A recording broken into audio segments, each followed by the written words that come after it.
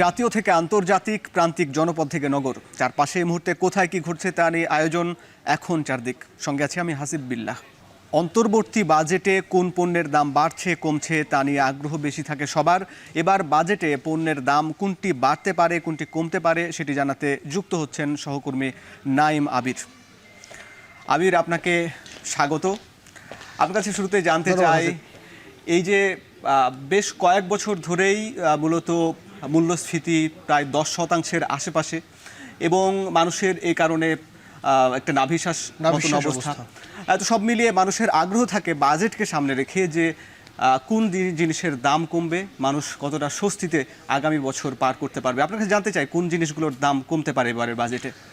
হাসিব, আপনি যথার্থ বলেছেন যে মূল্যস্ফীতির একটা চাপ রয়েছে এবং এবারের বাজেটে কিন্তু মূল্যস্ফীতি কিভাবে কমানো যায় সেটা নিয়ে একটা বড় রকমের প্রেক্ষাপট রয়েছে। আমরা যতটুকু জানতে পেরেছি, স্থানীয় শিল্পকে কতখানি প্রাধান্য দেওয়া যায় সেটি এবং একসাথে মার্কিন যে নতুন করে কর আরোপ করার একটি ব্যাপার রয়েছে, সেই বিষয়গুলো কিন্তু এই বাজেটে কতটুকু সমন্বয় করা যায় সেই চেষ্টাটা করা হবে। আমি একটু কয়েকটি সুসংবাদ দিতে চাই আপনার মাধ্যমে আমাদের দর্শকদের, যে কোন কোন পণ্যের দাম আসলে কমতে পারে। প্রথমে যদি বলি হাসিব, এই অন্তর্বর্তী সরকার, আপনি নিশ্চয়ই জানেন যে যখন দায়িত্ব নিল এরপরে পরিবেশ বান্ধব কিছু পরিকল্পনা গ্রহণ করেছিল। সেই তালিকায় পরিবেশ বান্ধব যে ব্যাগ, সেই ব্যাগের উৎপাদন বাড়াতে এবং উৎসাহ দিতে কিন্তু এই ব্যাগের জায়গাগুলোতে দাম কমবার সম্ভাবনা তৈরি হয়েছে উৎপাদন পর্যায়ে এবং একেবারে বাজারজাত পর্যায়ে। এবং একই সাথে আমি কিছুক্ষণ আগে যখন যুক্ত হয়েছিলাম তখন জানাচ্ছিলাম যে প্লাস্টিকের যে ব্যাগ, সেখানে কিন্তু আসলে দাম বাড়বে। সুতরাং এটি একেবারেই সরকারের যে চাওয়া সেটি একেবারে স্পষ্ট যে পরিবেশ বান্ধব যে ব্যাগ, সেই ব্যাগের দাম আসলে কমবার সম্ভাবনা একটু রয়েছে। এবার একটু আসতে চাই আইসক্রিমের ক্ষেত্রে। আমাদের সবারই খুব প্রিয় খাবার হচ্ছে আইসক্রিম। সেই আইসক্রিমের দাম কমবার সম্ভাবনা রয়েছে। বর্তমানে এটির সম্পূরক শুল্ক 10 রয়েছে, সে 10 থেকে প্রায় অর্ধেক কমে যাওয়ার সম্ভাবনা তৈরি হয়েছে, 5% গিয়ে নামতে পারে। সবথেকে গুরুত্বপূর্ণ বিষয় হাসিব, আমাদের গণপরিবহনে কিন্তু একটা স্বস্তির খবর রয়েছে। এই মুহূর্তে ঢাকায় যদি বলি যে বাস ছাড়া আসলে চলাচল করা একেবারেই মুশকিল।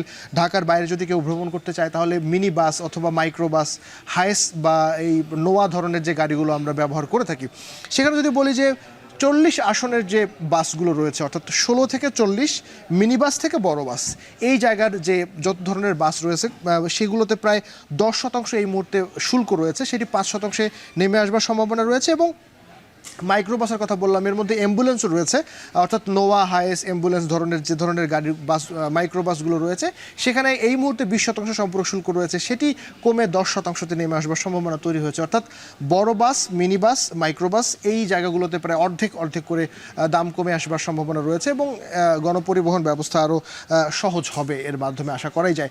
চিনির ব্যাপারে আসি, চিনির দাম কমবার সম্ভাবনা তৈরি হয়েছে। মেট্রিক টনের শুল্কায়ন মূল্য 500 টাকা পর্যন্ত কমতে পারে এবং যেটির আসলে একেবারে নিত্য পণ্য দ্রব্য হিসেবে চিনি, যেহেতু এটি বাজারে একটি প্রভাব নিশ্চয়ই পড়বে বলে আমরা আশা করতে পারি। দেশি কম্পিউটারের মনিটর, আগে বলছিলাম যে হাসিব যে স্থানীয় শিল্পকে উৎসাহ দেওয়া হচ্ছে, সুতরাং কম্পিউটারের যে উৎপাদন করা সেই বিষয়গুলোতে এখানে দাম কমবে। এবং সবশেষ যদি বলি, গ্যাসের সংকট তো সবসময় আমরা দেখি, ইদানিংকালে গরমের সময় এলেও কিন্তু আমরা গ্যাসের সংকট দেখি। সেই জায়গা থেকে এলএনজি আমদানিতে যে ব্যয়, সেই ব্যয় কিন্তু 15% যে মূল্য সংযোজন কর যেটি রয়েছে সেটি কিন্তু ছাড় দেওয়া হতে পারে। সুতরাং এলএনজি যখন আমদানি করা হয়, আপনি নিশ্চয়ই জানেন যে বাইরে থেকে এলএনজিটা আসে বাংলাদেশে শিপমেন্টের মাধ্যমে, এই আমদানিতে কিন্তু একটা ব্যয় কমে যাওয়ার সম্ভাবনা রয়েছে এবং যদি সেটি কমে যায় তাহলে নিশ্চয়ই বাজার পর্যায়ে এটার প্রভাব পড়বে, এটি বলা যায়। হাসিব জি, ধন্যবাদ আপনাকে। যার মাধ্যমে আমরা জানলাম যে এলএনজি যদি দাম কমে তাহলে স্থানীয় পর্যায়ে শিল্প আরও বাড়বে এবং কর্মসংস্থানও বাড়বে এবং এর সঙ্গে আরও বেশ কিছু যেগুলো বললেন সেখানে হয়তো মানুষের দৈনন্দিন জীবনে সব বিষয় তার লাঘব হবে এবং সেখানে একটি প্রভাব পড়বে। এবং সরকারও চায় মূলত সেটা 10% থেকে 5% মূল্যস্ফীতি কমিয়ে আনতে, যেখানে মানুষ তার এই সংকট থেকে সে সমাধান পাবে বলে আশা করা যায়। প্রধান উপদেষ্টার সভাপতিত্বে উপদেষ্টা পরিষদের সভায় 2025-26 অর্থ বছরের বাজেট অনুমোদন হয়েছে। বিকেল 3টায় 2025-26 অর্থ বছরের বাজেট উপস্থাপন করবেন অর্থ উপদেষ্টা ডক্টর সালেহউদ্দিন আহমেদ। সকালে তেজগাঁওয়ে প্রধান উপদেষ্টার কার্যালয়ে এই সভা অনুষ্ঠিত হয়। আগামী অর্থ বছরের জন্য প্রস্তাবিত বাজেটের আকার ধরা হয়েছে 7,89,999 কোটি টাকা। সকালে বাজেট ঘোষণার আগে উপদেষ্টা পরিষদের সভায় এটি অনুমোদন দেওয়া হয়। সম্ভাব্য বাজেট ঘাটতি ধরা হয়েছে 2,26,000 কোটি টাকা। ব্যাংক খাতের পাশাপাশি দেশি বিদেশি উৎস থেকে ঋণ নিয়ে এই ঘাটতি পূরণ করবে অন্তর্বর্তী সরকার। প্রধান উপদেষ্টা ডক্টর মোহাম্মদ ইউনূস আজ ফের রাজনৈতিক দলগুলোর সঙ্গে বৈঠকে বসছেন। বিকেল 4:30টায় রাজধানীর ফরেন সার্ভিস একাডেমিতে বৈঠক শুরু হবার কথা রয়েছে। প্রধান উপদেষ্টার প্রেস উইং জানিয়েছে, বৈঠকে চলমান রাষ্ট্র সংস্কার নিয়ে আলোচনা হবে। প্রধান উপদেষ্টার নেতৃত্বাধীন জাতীয় ঐকমত্য কমিশনের সঙ্গে রাজনৈতিক দলগুলোর প্রথম দফার আলোচনা শেষ হয় 19 মে। সেই দফায় কমিশন বিভিন্ন রাজনৈতিক দলের সঙ্গে একাধিক বৈঠক হয়। এতে অন্তর্বর্তী সরকারের গৃহীত রাষ্ট্র সংস্কার উদ্যোগ নিয়ে জাতীয় ঐকমত্য গড়ে তোলার চেষ্টা করা হয়। এটি ধারাবাহিকতায় দ্বিতীয় দফায় বৈঠক শুরু হতে যাচ্ছে।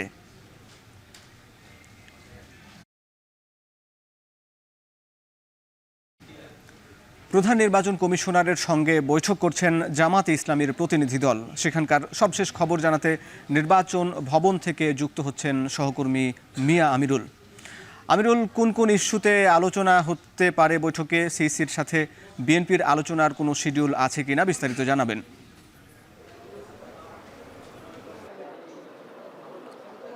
হাসিব, শুরুতেই জামাতের ইস্যুটি নিয়ে যদি বলি, সেটি হচ্ছে জামাতের 6 সদস্যের প্রতিনিধি দল, যার নেতৃত্বে রয়েছেন সহকারী সেক্রেটারি জেনারেল হামিদুর রহমান আজাদ।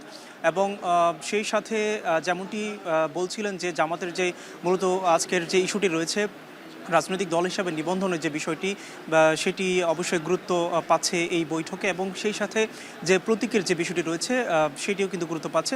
আপনি জেনে থাকবেন যে জামাতকে যে বিগত প্রায় 12 বছর আগে যে নিবন্ধনের বাতিলের যে ইস্যুটি এসেছিল, তার পরপরই কিন্তু গতকালই হাইকোর্ট থেকে রায় দেওয়া হয়েছিল যে নিবন্ধন ফিরিয়ে দেওয়ার জন্য। এবং একই সাথে পরবর্তী যেটি বলা হয়েছিল যে এটি কিন্তু একেবারে বলা চলে এখন নির্বাচন কমিশনেরই আওতায় রয়েছে যে আসলে নিবন্ধন কিভাবে তারা পেতে পারে। আমরা কিন্তু নেতাকর্মীরা যারা এসেছিলেন, আমরা তাদের সাথে কথা বলার চেষ্টা করছিলাম। তারাও কিন্তু তাদের কথায় এমনটি মনে হয়েছে যে তারা বলছিলেন যে নিবন্ধনের এবং সেই সাথে প্রতীকের বিষয়টি। এবং আপনি জেনে থাকবেন যে প্রতীক, রাজনৈতিক দল হিসাবে যে প্রতীকের যে বিষয়টি আসছে জামাতের মূলত যে দাঁড়িপাল্লা, সেটি কিন্তু নিয়ে একটি কথা রয়েছে যে আসলে দাঁড়িপাল্লা কিভাবে কি হবে না হবে সেটি যদি হয়তোবা এখানে বৈঠকে সেই বিষয় নিয়ে কথা চলছে। তবে নির্বাচন কমিশনের আওতায় যেহেতু দাঁড়িপাল্লা প্রতীকটি নেই বর্তমানে, সেই হিসাবে সেটি করতে গেলে হাইকোর্টের রায় হওয়ার পরে কিন্তু নির্বাচন। এবং আরেকটি বিষয় যদি ছোট করে জানতে চাই, সেটি হচ্ছে বিএনপির পক্ষ থেকে আজকে আমরা গতকাল শুনেছিলাম যে একটি প্রতিনিধি দল তারা আসতে পারে সমসাময়িক বিষয় এবং ঈশ্বরকে মেয়র ঘোষণার বিষয়টি নিয়ে। তবে এখন পর্যন্ত কোনো ধরনের আপডেট তথ্য আমরা জানতে পারিনি ওইভাবে। আচ্ছা হাসিব, এই ছিল আমার কাছে নির্বাচন কমিশন সচিবালয় থেকে এখনকার সর্বশেষ। নিবন্ধন ফিরে পাওয়ার পর জামাত ইসলামীর সঙ্গে প্রধান নির্বাচন কমিশনারের বৈঠকের খবরাখবর জানাচ্ছিলেন সহকর্মী মিয়া আমিরুল। বিশ্বের সবচেয়ে মজবুত আরএফএল ল্যাডার, যা 6061 গ্রেড অ্যালুমিনিয়ামে তৈরি। শক্তিশালী এমএস ক্রসবার নিশ্চিত করে সর্বোচ্চ নিরাপত্তা। RFL ladder. কয়েকদিনের টানা বৃষ্টির পর চট্টগ্রাম নগরীর অনেক এলাকার সড়ক ও নিম্নাঞ্চল এখনও ডুবে আছে। আরও জানাতে আতুরার ডিপোর হাজিপাড়া থেকে যুক্ত হচ্ছেন সহকর্মী ফয়সাল করিম। ফয়সাল, একটু বৃষ্টি হলেই চট্টগ্রামে জলাবদ্ধতার খবর আমরা পাই এবং সেখানে দেখা যায় নিয়মিত বিভিন্ন প্রকল্প নেওয়া হয় এই জলাবদ্ধতা নিরসনে। আসলে সেই প্রকল্পগুলো কি কাজে দিচ্ছে না? পানি সরাতে সিটি কর্পোরেশন এখন পর্যন্ত কি উদ্যোগ নিয়েছে? হাসিব, আমরা দেখেছি গত যতগুলো বর্ষা ছিল তার চাইতে এবারের বর্ষায় নগরীর অনেক মূল সড়ক এবং নিচু এলাকায় তুলনামূলক কম জলাবদ্ধতা হয়েছে। এটি আসলে প্রকল্পের কাজ যেহেতু 85% শেষ হয়েছে, চট্টগ্রামে যে জলাবদ্ধতা প্রকল্প চলছে সে কারণে একটি সুফল নগরবাসী পেয়েছেন। তবে এখনও কিন্তু আমরা দেখছি যেহেতু কাজ অনেক জায়গায় বাকি আছে, অনেক নিচু এলাকা কিন্তু এখনও দেখা যায় কি দীর্ঘদিন ধরে পানি জমে থাকে। তেমনই একটি নিচু এলাকায় আমরা আছি, নগরীর আতুরার ডিপুর হাজিপাড়া এলাকায়, যেখানে আসলে বর্ষা মানেই সেখানকার জনজীবন যেমন বিপর্যস্ত, তেমনি সেখানকার শিক্ষা প্রতিষ্ঠানগুলোও কিন্তু বন্ধ থাকে। আমরা আছি হাজিপাড়া সরকারি প্রাথমিক বিদ্যালয়ের সামনে। এখানে গত 4 থেকে 5 দিন ধরে বিদ্যালয়টি বন্ধ আছে। এখানে পাঠদান হচ্ছে না, যেহেতু নিচতলা ডুবে গেছে, বিদ্যালয় প্রাঙ্গণ ডুবে গেছে।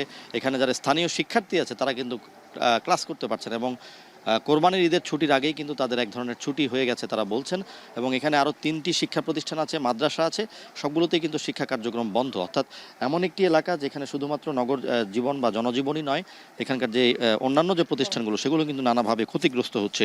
এবং আমরা দেখেছি এখানে অনেক বাসাবাড়িতে কিন্তু চুলোয় রান্না ওঠেনি এবং অনেক দূর দূরান্ত থেকে খাবার এনে, যেহেতু দোকানপাট সেভাবে চালু নেই, দূর দূরান্ত থেকে খাবার এনে এখানে অনেক কষ্ট করে যাতায়াত করতে হচ্ছে এবং খাবারের জোগাড় বন্দোবস্ত করতে হচ্ছে এবং অনেক যানবাহন কিন্তু আমরা দেখছি দুর্ঘটনার কবলে যেমন পড়ছে, তেমনি এখানকার যে নালান নর্দমাগুলো আছে সেগুলোতে কিন্তু অনেক স্থানীয় দুর্ঘটনার শিকার হচ্ছেন বলে আমরা এখানকার স্থানীয়দের কাছ থেকে জেনেছি। এবং আমরা যেটি দেখেছি যে আসলে এই এলাকার প্রায় 1 থেকে 1.5 কিলোমিটার এলাকায় এমন পানি, বিভিন্ন অলিগলিতে পানি জমে আছে এবং এই এলাকায় আমরা যেটি দেখেছি 2 থেকে 3 হাজার মানুষের বসবাস। গত প্রায় 5 থেকে 6 দিন ধরে এরকম পানির কবলে তারা আছেন এবং তারা বলছেন যে নগরের অধিকাংশ নিচু এলাকায় পানি থাকলেও নেমে গেলেও এই এলাকায় আসলে পানি নামতে দীর্ঘ সময় কিন্তু অপেক্ষা করতে হয়। চট্টগ্রামে জলাবদ্ধতা এবং দুর্ভোগের খবর জানাচ্ছিলেন ফয়সাল করিম। মেজর সিনহা মোহাম্মদ রাশেদ খান হত্যা মামলায় ওসি প্রদীপ ও পুলিশ পরিদর্শক লিয়াকত আলীর মৃত্যুদণ্ড বহাল রেখেছেন হাইকোর্ট। এসআই নন্দদুলাল সহ 6 জনের যাবজ্জীবন সাজা বহাল রাখা হয়েছে। এছাড়া সব আসামিকে 50,000 টাকা করে জরিমানা করা হয়েছে। রায়ে সন্তুষ্ট মেজর সিনহার পরিবার। সোমবার বিচারপতি মোস্তাফিজুর রহমান ও বিচারপতি সগির হোসেনের হাইকোর্ট বেঞ্চ এই রায় দেন। 2022 সালের 31 জানুয়ারি কক্সবাজার আদালত ওসি প্রদীপ কুমার দাস ও পরিদর্শক লিয়াকত আলীকে মৃত্যুদণ্ড এবং অপর 6 আসামিকে যাবজ্জীবন কারাদণ্ড দেয়। যাবজ্জীবন কারাদণ্ড পাওয়া আসামিরা হলেন টেকনাফ থানার এসআই নন্দদুলাল, রক্ষিত ও কনস্টেবল রুবেল শর্মা ও সাগর দেব, কক্সবাজারের বাহারছড়ার মারিশ বুনিয়া গ্রামের মোহাম্মদ নুরুল আমিন, মোহাম্মদ আয়াজ ও নিজামুদ্দিন। 2020 সালের 31 জুলাই রাতে কক্সবাজার টেকনাফ মেরিন ড্রাইভ সড়কের শামলাপুর তল্লাশি চৌকিতে পুলিশের বাহারছড়া তদন্ত কেন্দ্রের তৎকালীন কর্মকর্তা পরিদর্শক লিয়াকত আলীর গুলিতে নিহত হন সিনহা মোহাম্মদ রাশেদ খান। গাজীপুরে পরিবহন শ্রমিকদের মারধর ও বাস ভাঙচুরের প্রতিবাদে ঢাকা ময়মনসিংহ মহাসড়ক অবরোধ করে বিক্ষোভ করছেন শ্রমিকরা। সকাল 6:30 থেকে 9টা পর্যন্ত মহাসড়কের জৈনা বাজার এলাকায় সড়ক অবরোধ করেন পরিবহন শ্রমিকরা। শ্রমিকরা জানান, আওয়ামী লীগের গাজীপুর ইউনিয়নের সহসভাপতি মকবুল হোসেন ও তার ছেলে ফাহিম গতকাল শ্রমিকদের মারধর করে চাঁদা দাবি করে। এ সময় বাস ভাঙচুর করেন তারা। চাঁদা না দেওয়ায় বাসের এক পরিবহন শ্রমিককে তুলে নিয়ে যাওয়া হয়। এখনও তার সন্ধান মেলেনি। নিখোঁজ শ্রমিককে উদ্ধার ও এ ঘটনায় সুষ্ঠু বিচার দাবিতে তারা মহাসড়ক অবরোধ করেন। প্রায় 2.5 ঘন্টা পর পুলিশের আশ্বাসে পরিবহন শ্রমিকরা অবরোধ প্রত্যাহার করেন। এ সময় মহাসড়কের দুপাশে সৃষ্টি হয় দীর্ঘ যানজট। নতুন বাজেটে এবার কর কাঠামো কেমন হচ্ছে তা জানাতে যুক্ত হচ্ছেন এবার আতাউর নিয়ন। আতাউর, আপনাকে স্বাগত জানাচ্ছি। আপনার কাছেও জানতে চাই যে এই নতুন যে বাজেট হতে যাচ্ছে, এখানে আসলে করমুক্ত আয়সীমা আগে যেটা ছিল সেটার মতো কি থাকছে নাকি বাড়ছে, এবং কি পরিমাণে বাড়ছে, এটার কারণে আবার কোনো প্রভাব পড়বে কিনা। একই সঙ্গে জানতে চাই যারা জুলাই গণহত্যার যারা শহীদ হয়েছেন বা গেজেটভুক্ত আহত, তারাও কি এই করমুক্ত আয়সীমায় তাদের জন্য কোনো ছাড় আছে কিনা। প্রথমে বলে নেই যে যেমনটি জানেন যে প্রতি বছর বাজেটেই কিন্তু হচ্ছে যারা আয় করে তাদের একটি নির্ধারিত সীমা থাকে, যেই আয়ের মধ্যে তারা কর দিতে হয় না। তো প্রতি বছর বাজেটে সেই সীমাটা 25,000 টাকা করে বাড়ানো হয়ে থাকে। এবারও কিন্তু যেই বাজেট ঘোষণা হতে যাচ্ছে 25-26 অর্থ বছরে, সেখানেও শ্রেণী ভিত্তিক কিন্তু যেই ব্যক্তিরা রয়েছে তাদের কিন্তু আয়সীমা পরিবর্তন করা হয়েছে, বাড়ানো হয়েছে করমুক্ত আয়সীমা। এর মধ্যে যদি একটু দেখি আমরা, সাধারণ ব্যক্তির যেই আয়সীমা চলতি অর্থ বছর 24-25 অর্থ বছরে যে সীমা রয়েছে 3,50,000 কোটি টাকা, এটি প্রস্তাবিত বাজেটে হওয়ার কথা রয়েছে 3,75,000 কোটি টাকা, তার মানে 25,000 টাকা বাড়ানোর কথা রয়েছে। এরপরে নারী ও 65 বছরের যেই বেশি বয়সের যেই ব্যক্তিরা রয়েছে তাদের জন্য 4 লাখ টাকা থেকে 4,25,000 টাকা, এখানেও 25,000 টাকা বাড়ানোর কথা রয়েছে। এরপরে প্রতিবন্ধী ব্যক্তি, বিশেষ চাহিদা সম্পন্ন যেই শিশুদের কথা বলা হয়ে থাকে, তাদের জন্য 4,75,000 কোটি টাকা থেকে 5 লাখ মানে 25,000 টাকা বাড়ানোর কথা রয়েছে। এরপরে গ্যাজেটভুক্ত যুদ্ধাহত মুক্তিযোদ্ধা, যারা মুক্তিযোদ্ধা বা যুদ্ধে যারা আহত হয়েছেন তাদের জন্য 5 লাখ টাকা থেকে 5,25,000 টাকা করার কথা রয়েছে। এই বছর নতুনভাবে যুক্ত হতে যাচ্ছে যে আমরা জানি যে জুলাই আগস্ট অভ্যুত্থানে যেই যারা আহত হয়েছেন বা শহীদ পরিবার রয়েছে তাদের জন্য একটি আয়ের সীমা কিন্তু নির্ধারণ করে দেওয়া হয়েছে, যেই আয়ের মধ্যে তারা কর দিতে হবে না। সেই সীমাটা 5,25,000 টাকা করার সিদ্ধান্ত গ্রহণ করার কথা রয়েছে আগামী অর্থ বছরের বাজেটে। জি, এরপর যদি আপনাকে দেখি যে করের যে আয়সীমার কথা বলা হয়ে থাকে যে এটা তো ব্যক্তিকেন্দ্রিক গেল, এরপরে যে কোম্পানিগুলো যে আয় করে থাকে সেখানে আসলে তাদের করটা কত শতাংশ তাদেরকে কর দিতে হয় তাদের আয়ের উপরে। সেখানে আমরা যদি পুঁজিবাজারে তালিকাভুক্ত বা শেয়ার বাজারে তালিকাভুক্ত যে কোম্পানিগুলো রয়েছে, ব্যাংক বা অন্যান্য যে কোম্পানিগুলো রয়েছে, সেই কোম্পানিগুলোর ক্ষেত্রে কিন্তু আপনার বর্তমানে 22.5% কর তাদেরকে আয়ের উপরে প্রফিটের উপরে দিতে হয়, যেটা চলতি অর্থ বছরে। আগামী অর্থ বছরে 25-26 অর্থ বছরে যেটা 20% করার কথা রয়েছে। এখানে একটু বলে রাখি যে সাধারণ কোম্পানি যেগুলো তালিকাভুক্ত নয় শেয়ার বাজারে, সেগুলো 27.5% এবছর রয়েছে চলতি অর্থ বছরে, যেখানে আগামী 27.5% করার কথা রয়েছে। তবে এই যে 22.5% এবং 27.5%, এখানে 2.5%-এর একটি শর্ত রয়েছে, যে এই শর্তটি পূরণ করলে আসলে তালিকাভুক্ত বা অতালিকাভুক্ত দুটি কোম্পানি ভোগ করতে পারতো। সেটি হচ্ছে 50,000 টাকার উপরে যে লেনদেন সেগুলো ব্যাংকে লেনদেন করার কথা ছিল। এই শর্ত পূরণ করতে না পারার কারণে অনেকে এই বাড়তি করটা দিতে হচ্ছে। তবে আগামী অর্থ বছরে বারবার আমরা জানি শেয়ার বাজারের যেই বর্তমান অবস্থা বা দুরবস্থায় রয়েছে, তো একেবারেই খুব পতনে চলছে ধারাবাহিকভাবে। সেখানে শেয়ার বাজারের ভালো কোম্পানিগুলো তালিকাভুক্ত করার ক্ষেত্রে প্রতি বছর কিন্তু অন্তত 10% তালিকাভুক্ত এবং অতালিকাভুক্ত কোম্পানির করের ব্যবধানের কথা বলা হয়ে থাকে।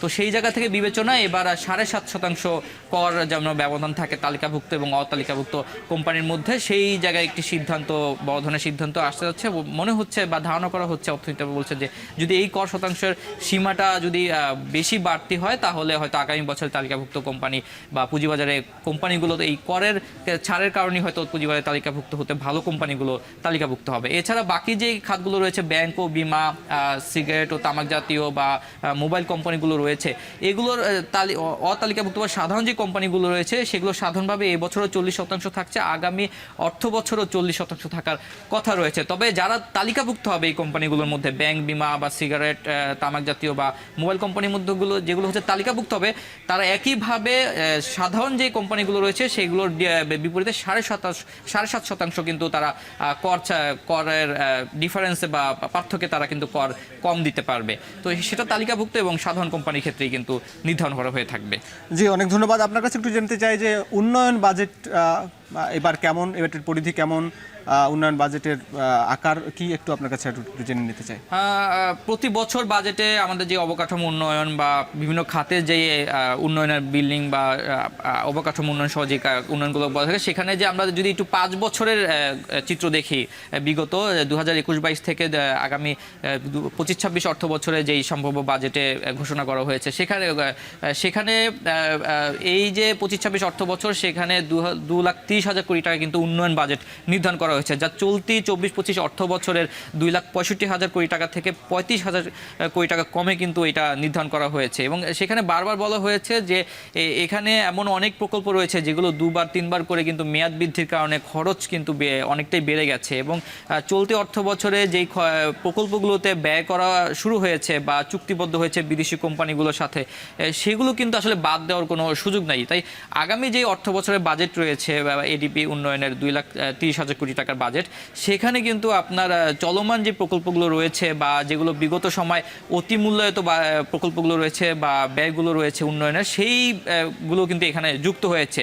সেখান থেকে আসলে কাটছাট করে কতটা কমানো যায় বা যেটা আসলে আর বাড়তে দেওয়া হবে না বা আর মেয়াদ বাড়ানো হবে না, সেখান থেকে 35,000 কোটি টাকা কমিয়ে 2,30,000 কোটি টাকা বাজেট নির্ধারণ করা হয়েছে। এবং এই উন্নয়ন বাজেটের যেই 70% পর্যন্ত যেই অর্থ রয়েছে, সেই 70% অর্থ কিন্তু প্রধান যেই 5টি খাত রয়েছে সেই 5টি খাতে যাবে, যার মধ্যে পরিবহন, বিদ্যুৎ, জ্বালানি, তারপর আরও শিক্ষা, স্বাস্থ্য, স্থানীয় সরকার সহ প্রায় 5টি খাতে কিন্তু 70% পর্যন্ত বরাদ্দ এই উন্নয়ন বাজেটের বরাদ্দ সেখানে যেয়ে থাকবে। তো আশা করা যাচ্ছে বা বিভিন্ন অর্থনীতিবিদরা বলছেন যে এই যে উন্নয়ন প্রকল্পে যে বাজেট নেওয়া হয়েছে, এখানে অগ্রাধিকারভাবে যে প্রকল্পগুলো না বাস্তবায়ন করলেই নয় বা যেগুলো শুরু হয়ে গেছে, খরচ শুরু হয়ে গেছে, সেগুলোই যেন বাস্তবায়ন করা হয় এবং মেয়াদ যেন আর না বাড়ানো হয়, যাতে করে পরবর্তীতে আমরা দেখেছি যে উন্নয়ন বাজেটে আসলে প্রতি বছরই আগের যেই অর্থ বছরের যেই প্রকল্পগুলো রয়েছে সেগুলো আবার পুনরায় যুক্ত করা হয় এবং উন্নয়নের বাজেট